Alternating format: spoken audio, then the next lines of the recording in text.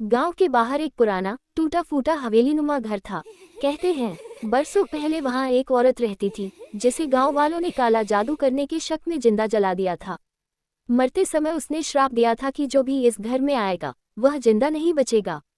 वर्षों बाद शहर से कुछ लड़के एडवेंचर के लिए उस घर में चले गए। अंदर जाते ही उन्हें अजीब सी ठंडी हवा महसूस हुई। दीवारों पर अजीब निशान थे, जैसे किसी ने खरोंचकर कुछ लिखने की कोशिश की हो। अचानक उनमें से एक को लगा कि किसी ने उसके कंधे पर हाथ रखा, पर पीछे कोई नहीं था। फिर एक लड़की की चीख सुनाई दी। सब भागकर ऊपर के कमरे में गए तो देखा कि उनकी दोस्त रो रही थी और कह रही थी, वो यहाँ है। उसने मेरे कान में कुछ कहा। जब दोस्तों ने पूछा कि क्या कहा, तो उसकी आंखें सफेद हो गईं और उसने धीमी आवाज में बोला, तुम लोग भी अब यहीं रहोगे।